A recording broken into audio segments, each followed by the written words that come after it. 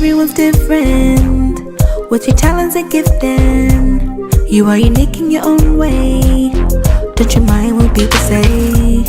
So shine your colors bright, shining brighter than ever, and live your best life and do whatever you want. So shake those haters off. You're an eagle so soar and rise above. Shine bright, show all your colors. You're not a carbon copy, so show them what you got. Live a vibrant life, live vibrant with Sandra. Shine bright, show all your colors. You're not a carbon copy, so show them what you got. Live a vibrant life, live vibrant with Sandra.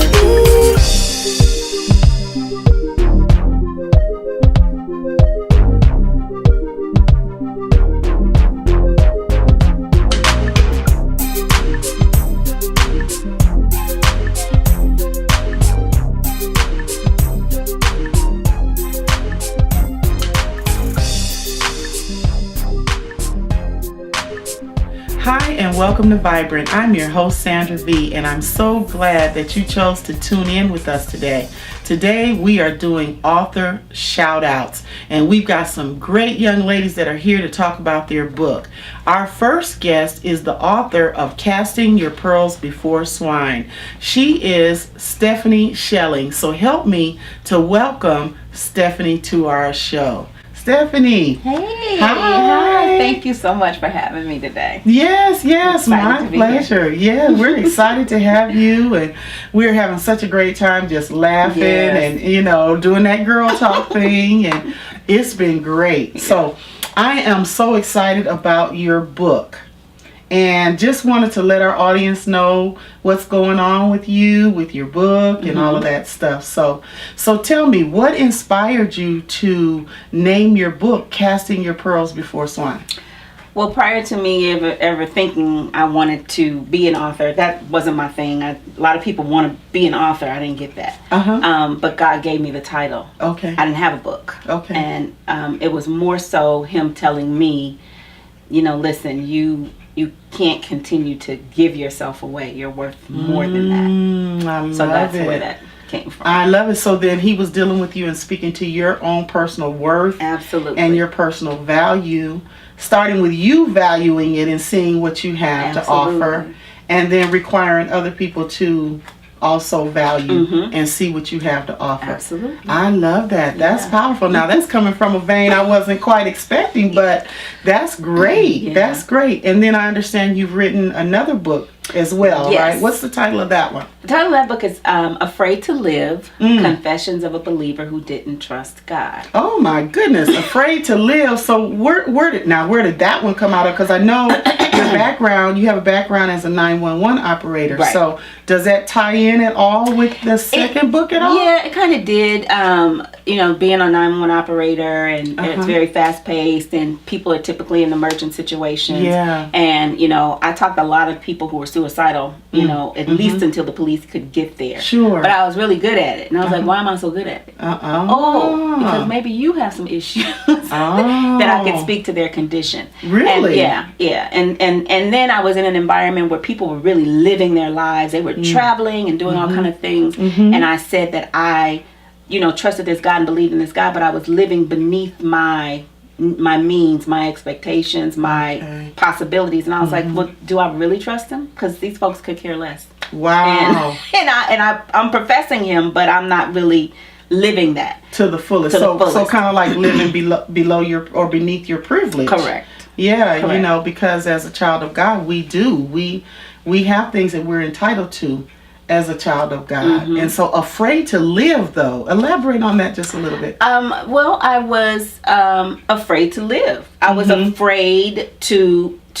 exercise every opportunity that God had presented. I was afraid that if I did, I would fail. I was afraid. My God. So just dealing with that fear. Dealing with fear. So how could I really be living a life that was, that was honoring Him, my mouth was saying one thing, my behavior was saying something else. Wow. And people were letting, where I worked, they didn't care anything about God, and they were living. They were free. They were free. They didn't have all the inhibitions and none. I think sometimes our belief system kind of, depending on how we were brought up, our belief systems kind of get in the way of us kind of branching out and enjoying all that. Right.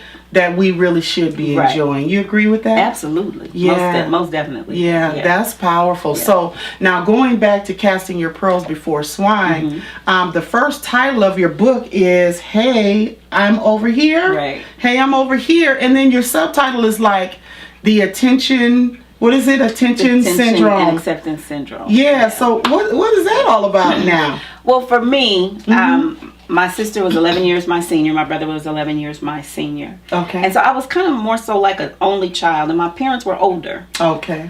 So everything kind of sort of centered around whether or not they could do anything, because you have to consider the youngest child. So if my sister wanted to go somewhere, she couldn't just sneak off. I had to go, and then I had to be quiet.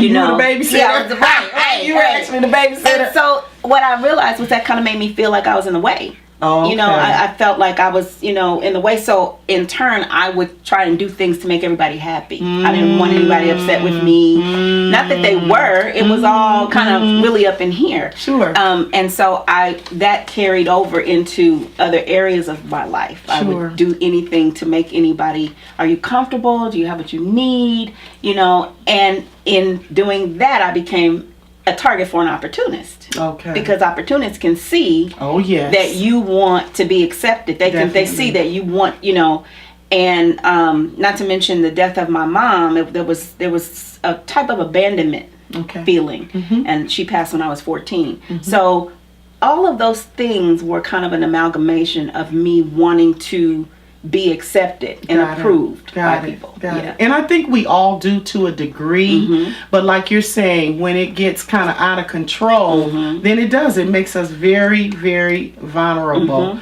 And so I love that you have that chapter in your book, because we do need a healthy balance with that, because we all want to be loved. We all want to be embraced, and that's important. We were created that way, but then we can lose ourselves is kind of what I'm hearing you say, right? Well, or you can never know yourself. I mean, it started when I was a child. Okay. So I didn't understand. A lot of seeds are planted when we're children, and we don't understand the effect. My father loved me, but he didn't always have positive things to say. Not that he berated me or anything, but he just didn't always have positive things to say. That wasn't his experience, and so that that's a bomb that's lobbed on everybody. And how it affects everybody that it hits is different. Right. I knew he loved me.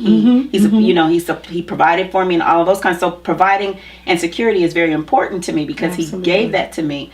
But he did not have flowery words along with that. So I understand it, and I get it, because speaking of children in our early years and all that, it really is important that we have the appropriate affirmation. Absolutely. It just really lays the foundation for our life. And I know full-grown women who didn't get that, or men who didn't get that, and we're forever seeking it, forever looking for it. And unless we get it, and discover, okay, you have a heavenly Father that will do that, then we can be forever looking for that and forever seeking that. Right. Or Heavenly Father's already approved you. You're already, you just have to know that, and you have to choose to believe it. Absolutely. Yeah. Absolutely. Then I noticed another chapter of your book, and now in talking to you, I'm wondering if this chapter kind of springboarded from the first one, and you're talking about self-hatred and anger. And I think forgiveness was another one. So did that chapter springboard off of the whole thing that we're talking about right now? Because, so touch on that. Well, I was angry and I did not know it. Okay. Because it was very familiar. And you're a kid, you're trying to navigate through life. I had a lot of responsibility as a 14-year-old. Okay. And I really didn't have time to process even my mother's death. I didn't mourn my mother's death till I was in my 40s. I understand that. And so being angry about things and trying to get with God on that, and then realizing that I really didn't love me, and as African American women, we don't often have anyone to, as you were speaking earlier, affirm us, you know, tell us that we're beautiful in spite of all of the subliminal messages that society is you know, showing us, and how people even treat us, you know, even among our own. Yeah. And so I did not like what I saw in the mirror. Okay. It was not the popular thing to be dark. You know, I was always heavy. It was, you know, and then to learn to forgive myself for not loving me, you know, for not knowing, you know, who I wanted to place the blame somewhere, and God was like, no, let's just have a do-over. I know you want to blame people, but let's just have a do-over, you know. So that was the forgiveness part, and I had to forgive me first, and I had to forgive other people who may have attributed to that and didn't know better, and had their own trauma, you know. Yeah, right. That's so powerful what you're saying, because all of us have a beginning. And as we said earlier, those formative years, you know, they really impact the duration of our life. And a lot of things that we learn, we have to unlearn. Yes. And so that's kind of what I'm hearing. And in your book, you know, you had to unlearn some of those things to be able to embrace your authentic self and be okay with you. Absolutely. Yeah. And I commend you for that, because a lot of people never get, they never get there. They never get to that place. And so, so now, casting your pearls, I know that comes from the Bible, but can you just tell us, what are our pearls? Just give us a few, you know, analogies of what a pearl would be, and why we should reserve them, why it's so important that we do reserve these pearls. Well, a pearl is anything of value, in my opinion, that has gone through some pressure. Things that people would call junk, the world would say, that's nothing. And so you yourself don't recognize that it's of value. Wow. And when you do, you have to protect that. It's usually what brings people to you. I am a server by nature. That is my spiritual gift. And people think that just because I am a server, that I like doing so. It's not that I like. This is how I'm wired. You know what I'm saying? And so I don't like it, but this is how God made me. So I had to understand that unless God told me to do something, I had to learn that no was a complete sentence. It is. And I had to say, no, I can't, because even though there's a need, the need is not necessarily for me. Everything is not your Everything is assignment. not my assignment. I can pray for you, because that's, he said, always pray. But he might be trying to teach you something in your not having. It's not for me to fix everything. That's his job. I love that. I love that. And so that's really, really powerful. So now, where can people purchase your book, or how can you be found? They can purchase on Amazon.com. Okay, great. I can. My email is pearlsofagreatprice. Pearlsofagreatprice at gmail.com. At gmail.com. Yes. Wonderful, wonderful. Thank you again. Thank you for coming so on much the for show. having me. I really enjoyed it, and I know our viewers are going to be really blessed by reading your book, Casting Your Pearls Before Swine. Thank you. Thank you. Thank you. So we're going to take a break, and we're going to come right back with our next author. So tune in just a moment.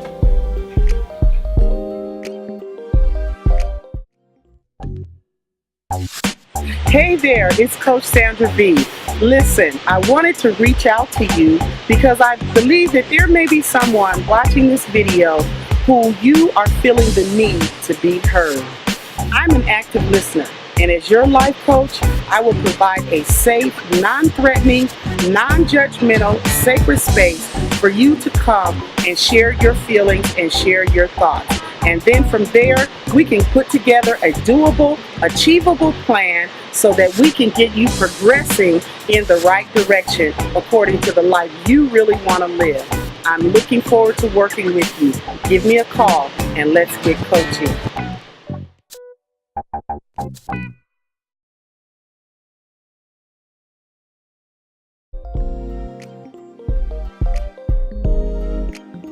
Hi, and welcome back to Vibrant. I'm your host, Sandra V, and we're going on into another segment of our author shout out. So now I have the privilege to introduce to you Michele Melton. Michele is the author of The Silent Sufferer. Man, the title of her book captured my attention right away, and so come on in and help me welcome Michele. Michele. Hi, welcome. Thank you for having me. Absolutely. Thank you for coming. Yes. So, Michele, what inspired you to become an author, and what made you pick the title The Silent Sufferer? Okay, well, I was reflecting on my life, and I realized that throughout my journey, I went through a lot of pain to get where I am today. And as I started reflecting on those experiences, it dawned on me, God must have a purpose for all of that pain that I went through. Absolutely. So I wanted to kind of share my journey of my struggles and triumphs in Christ Jesus.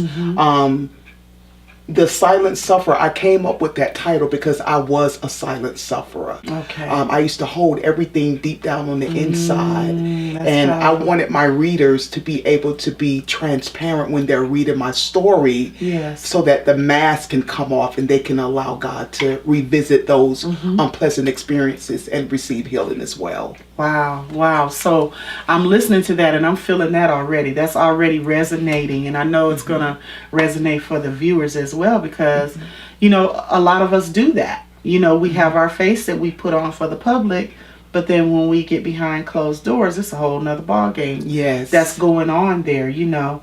And I think I was talking to Stephanie before we came on the show, and she mentioned that, you know, sometimes people are not ready for our truth.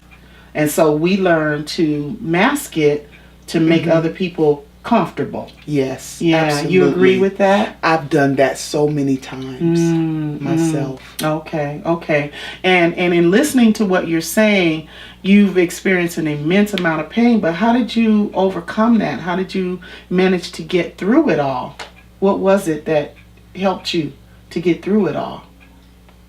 If it wasn't for God that was on my side, I don't know where I would be. The main key to my emotional wellness was that I constantly cried out to God in my pain. I realized that I didn't enjoy the feelings of bondage that I felt that I was in, and I wanted to do something about it. So I tried several different things, but the one thing that I truly found that truly worked was taking my pain to Jesus. Absolutely. And I commend you for that because a lot of people take the victim's role. You know, you chose the victor's role. You know, and so we all experience things we heard and so on.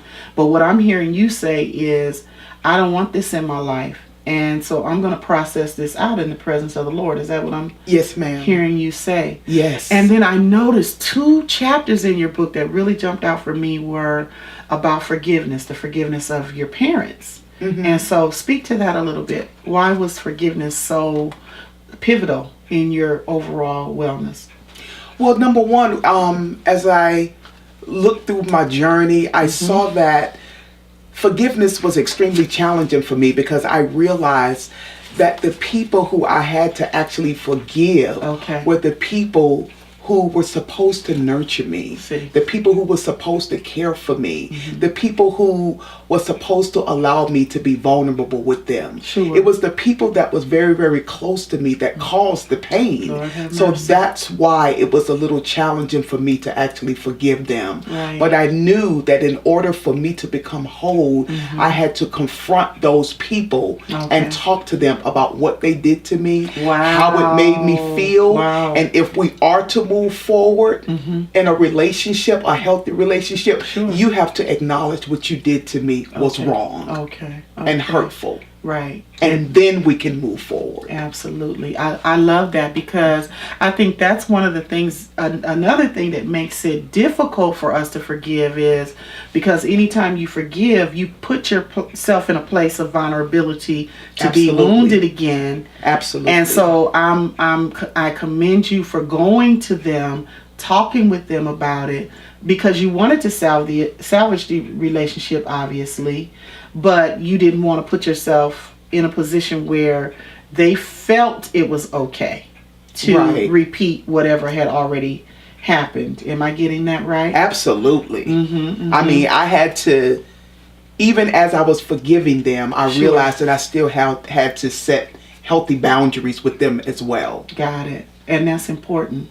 That's important to our overall wellness in any scenario, is that we do have those healthy, boundaries. And so, were you able to salvage those relationships? Absolutely. Wonderful. Absolutely. I love it. The specific ones that I really thank God that I salvaged was my mother and father. Okay. That's so precious to me. Oh, yeah. And it was painful going through the process, getting them to acknowledge what they had done to me. But after we moved past that, I was able to, and I love them dearly today. So I'm glad that I made that sacrifice. Right. And went through the process, because I realized that my parents did love me. Okay. And they gave me what they had. Got it. Wow. Now, see, that right there, that's profound, because we cannot give something that we don't have. Absolutely. And sometimes we repeat what was done to us, or what we know. And it's not always the best choice, but sometimes we do repeat it in the lives of other people. So that's wonderful that you were able to get that that healing in those relationships. Powerful. And so even in going to them, you had to break out of being the silent sufferer. You had to speak in your own behalf. Yes. Yeah. What was that alone had to be liberating, no? Yes, it was very liberating, because, as a silent sufferer, I used to stuff things in on the inside, and I used to internalize everything. I just got tired of doing that. I'm like, hey, you're going to take responsibility for what you did to me. Absolutely. You know what I mean? And it starts with an honest conversation. It does. And then let's see where it moves from there. Once you acknowledge what you've done, then we can move forward towards a healing and healthier relationship. My goodness. So then, did that also kind of spill over into some other relationships? If you were able to do it with your parents, surely you would have been able to do it with other people who may have wounded you. Absolutely. That set the stage. After that, I was like, you did me wrong? We need to have a conversation. Because I didn't want to keep reliving and internalizing other people's stuff. Right. No, don't bring your stuff over here. Right. Deal with your stuff. Right. You know what I mean? I don't deserve that. And as the other author was sharing previously, once I found out who I was in Christ. There it is right there. I was like, no, I'm not dealing with that. I don't deserve that. Right. I'm my father's princess.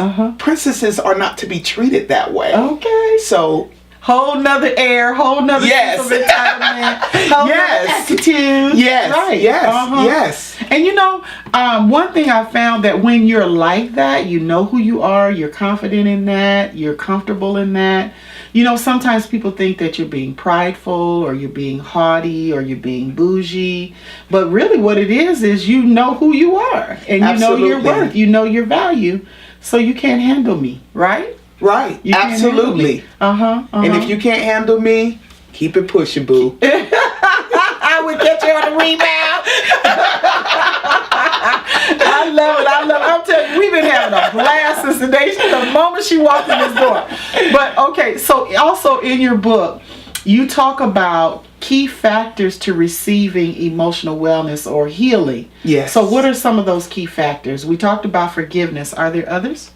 I believe a great key factor is knowing that you can't go through the healing process without Jesus. Okay. You just can't. There's no way around it. Okay. A lot of people try a lot of other different things. You can't do it without Jesus. Okay. So Jesus is the key factor to your emotional healing. Love it. And then also, I would suggest to surround yourself, have like a Holy Ghost feel accountability partner. Yes. That you can vent some of your frustrations and the deep things that you have gone through. Like, don't sit back and let the devil beat you up by being alone and internalizing it. Yeah. Get out there and talk to some people. You have Jewel Diamond Taylor out there, which is a self-esteem doctor. I mean, I found myself going to like Christian counseling to help me to dissect some of the different things that was going on within me. Right. Because I think understanding what's happened Okay, so now we get an understanding of what happened. Now we get an understanding of how it impacted us. And then we get an understanding of how to stop allowing it to continue to impact us. You agree with that? Yes, I do. Okay, another thing about your book that leaped out to me is you have a growth and development chart. Yes. In your book to track to help a person track their progress in their healing. What made you put that in there? I found that writing is very therapeutic. And I feel that when you write and keep a journal of what you went through, when you took it to God, how God responded to that, it kind of boosts your self-confidence to keep taking things back to God. Because now you've built a track record with God. You're like, okay, he did it for me here. So I know he could do it for me over here. Absolutely. You know what I mean? So that's why I found that it was very, very prevalent to keep a chart so that you can have a healthy account of God. Right. Giving you victory over every circumstance and every problem as soon as you submit it to him. I love it because then you can see, man, I'm overcoming here. You know, I'm not where I was. I may not be completely where I want to be, but I'm not where I was. I'm not crying over it like I used to cry over it. You know, it's not waking me up at night like it used to wake me up. Right? You know? Right. Yeah, exactly. I was like, this is fantastic. So now, you know, obviously we can't share all the values that are in your book. So if someone were interested in having you come for a talk or, you know, to empower their group or whatever, how would they be able to find you and where can they get your book? Okay, well, I do have a website. My website is www.thesilentsufferer.com. Okay. So there's a plethora of information there where I can be contacted. You can also send me an email with mmelton@thesilentsufferer.com, or you can just give me a call. Wonderful. And then your book also, is it on Amazon, or they just need to go to your website to get the book? You can go to my website and get the book, and you can also reach out to me. I am currently in the process of fulfilling my own orders. Got it. I love that. I love that. And then maybe if that's the case, they can get a signed copy. Yeah, absolutely. Wonderful. Because I know you signed my copy, so I'm excited about that. Well, thank you so much for being here with me. My pleasure. It was a blessing. It's a blessing. Yeah, and it was a pleasure for me. Thank you for all the laughter. And we look forward to our audience getting that book and working on their chart and starting their journey or completing their journey with their healing and not being a silent sufferer. Yes. So thank you, Michele. You're welcome. All righty. So we're going to take a break and we're going to come right back with our next author. So tune in just a moment.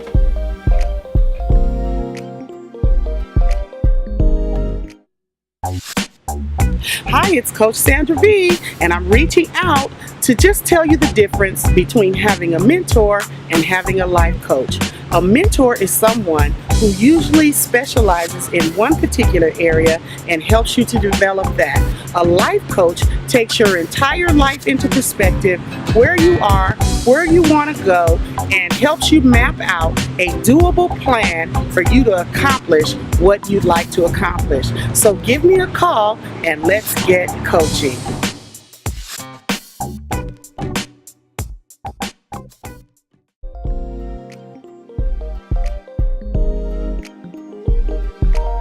Hi and welcome back. I'm your host Sandra V, and we're going to continue on in our author shout out. I'm so excited to introduce you to this young lady. We're going to be talking about her book that's entitled She's Hot and He's Not. And so we have with us today Carolyn Billups. So help me welcome her as we do the author shout out. Carolyn. Hi. Thank you so much for coming. Thank you for having me. Yeah, I'm so excited to talk about your book. Thank you. Yeah. I'm so excited to reveal information about it. Absolutely.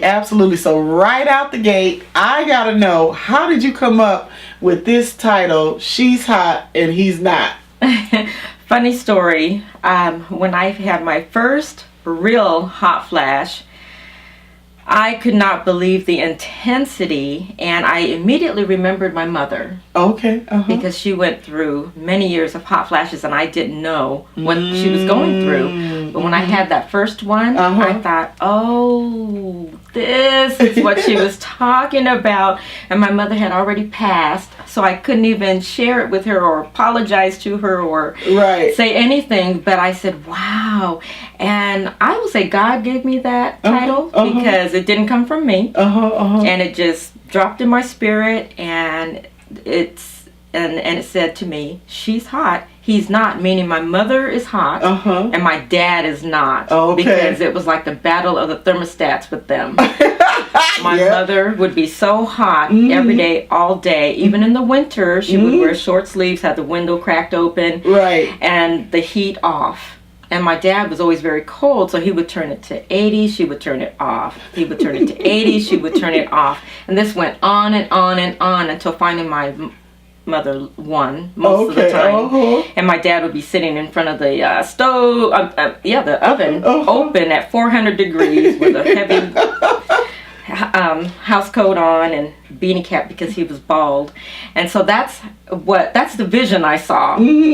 She's hot, he's not. And at the time I thought, wow, that would make a great book. I should tell my OBGYN doctor, maybe they could write it. Absolutely. But I didn't think about writing a book then.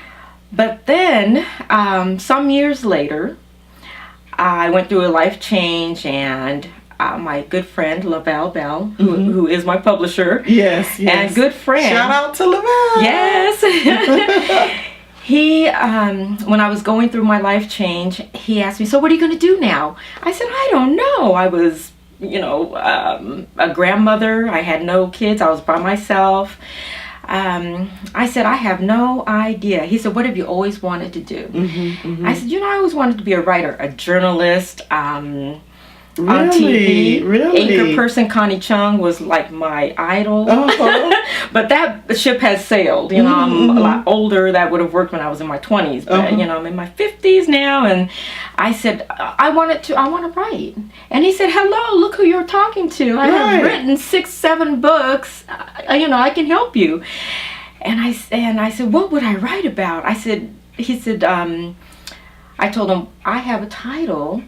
She's hot, he's not. And he cracked up. He said, that is an excellent title. It really is. He said, you have to write that book. You have to write, what is it about? And I told him, he said, you have to write about what you know. Yes. And so that's how it came about. He gave me a challenge, 30 days, write it in 30 days. I said, are you kidding me? I never wrote a book. Ever. How am I going to write a book Don't tell me you wrote this book in 30 days. I did. I don't believe From it. October 1st to October 30th, and he gave me a grace period of the 31st. Yeah. 2 years ago, 2016. Are you kidding me? I did. That's phenomenal. With his guidance, he called me every single day. Did you write today? Yes. Read it to me. And so I would have to read it to him. And he was like, you are a writer. Yeah. And he told me, he taught me everything about writing, even though I think I'm a natural writer. Yeah. But we still need some guidance. Sure. And so he said, first thing, you get a library card, go to the library, check out books, do your research. Because even though this is your journey and you're telling it from your point of view, absolutely, you'll want to know, some medical. Now, because that was one of my questions, was how long did it take you to do your research? Because there's so much great information in this book. So I'm sitting here, I'm still stuck on the 30-day thing. I'm thinking this book had to have taken you at least a year or two. You did all that research and writing in 30 days? I did. I'll say I started my research probably 2 weeks before my 30 days began. Because he told me in September, I'm going to give you a 30-day challenge. And so here comes a hot flash. Excuse me. It's okay. This is so embarrassing, but look at my pretty fan. Yeah. And I got cards, at least you have a fan. And so I try to be subtle usually. No, you're good. I think it's perfect timing, actually. And I know that there are some ladies out there and some gents that can relate, because just going back to the title, she's hot, he's not. I've heard some of those stories of couples, where he's shivering under the covers and, Yes. She's sweating profusely at night. And so, that's why we're here, is to inform people. So don't feel any kind of way about it. That's right, and I hope this book opens up to people for discussions among themselves. So now, what exactly, based on your research and, your own experience, what is a hot flash? I mean, what's causing it? Where is it coming from? How can we send it back? I wish we could send it back. Well, hot flashes are something that happen to women during menopause, and menopause is something that happens to all women, whether we've born children or not. Every woman goes through menopause. And then is it a certain age? Because isn't there like a range that it's supposed to happen? There isn't a range. Some people start as early as 35, 40, 45, goodness. but usually between 45 and 55 is when menopause begins. Okay. There's a whole, scale thing. And then there's no real way to gauge when it ends, how long it's going to last. Okay. Every woman is different. It's why there's no cure for menopause or hot flashes, because there's too many variables. Absolutely, because like you said, every woman's body is different. It's different. Our experiences, our lifestyles are different. Right. So it's hard to just peg that, huh? It is, and medically, excuse me for being personal, but a woman's cycle, depending on when a woman started her cycle and ended it, it's not hereditary, even though there can be some similarities, between mother and daughter. Right. As far as how long they could last a month, a day. I have a friend who's in her 70s right now. She had one hot flash. In her whole life. See, I said, I'm so jealous. Yeah, really. What? How did she manage that? I wish she could tell us. And now, please empower us. What are some of the things that we can do as ladies to counteract or relieve some of the symptoms of hot flashes? And I also want to know, how can we help our men to understand this whole thing? So go right on with that. Okay, so the first thing I noticed when I had a hot flash was that I was wearing a blouse, and by the time I was done with the hot flash, I was soaked. Okay. And I thought, wow. One of my first thoughts was, I can't wear this kind of stuff anymore. Right. It was like a polyester chiffon blend type kind of thing. like what I have on right now. Yes. And it was sticking to me, and I was out at a dinner with my sister and my niece, and we were celebrating the 1 year passing of my father. That's huge in Japan. It's the 1 year anniversary. Sure, yeah. And it was an upscale restaurant, and I was so embarrassed. I thought, oh my gosh, I felt like everybody could see me sweating, but it was like black and gold, so I don't think it was showing. Thank goodness for that. Yes. But that was the first thing I realized. I am going to have to change my entire wardrobe. So then, are there certain types of materials that make it better?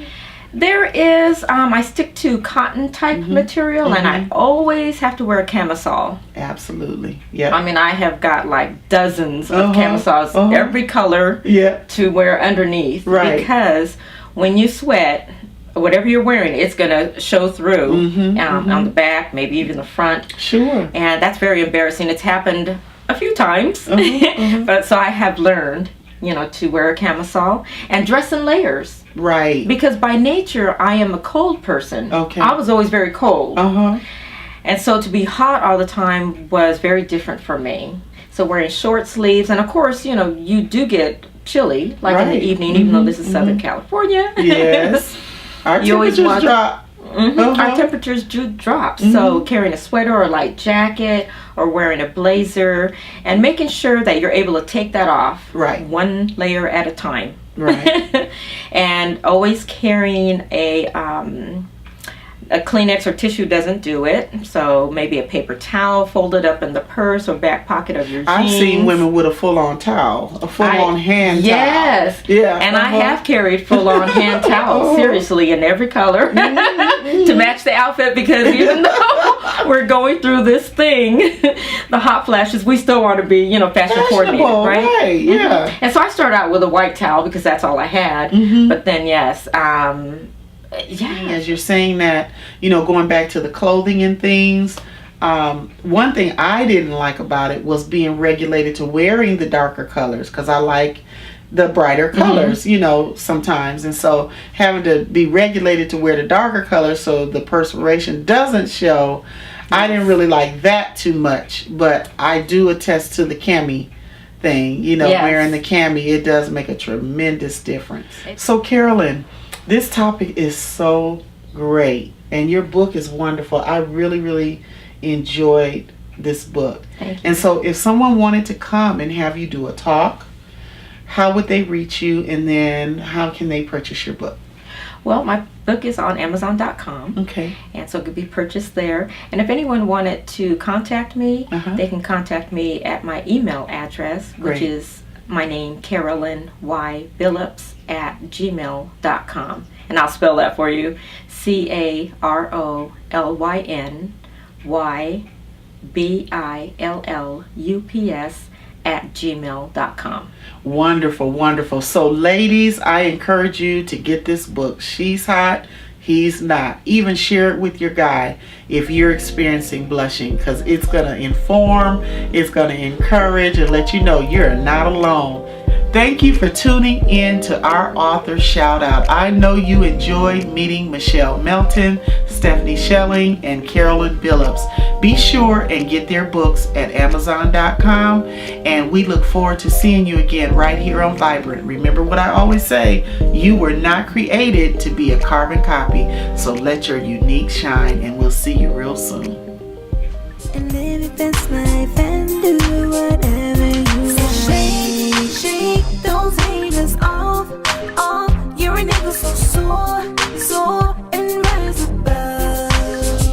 Shine bright, show all your colors. You're not a carbon copy, so show 'em what you got.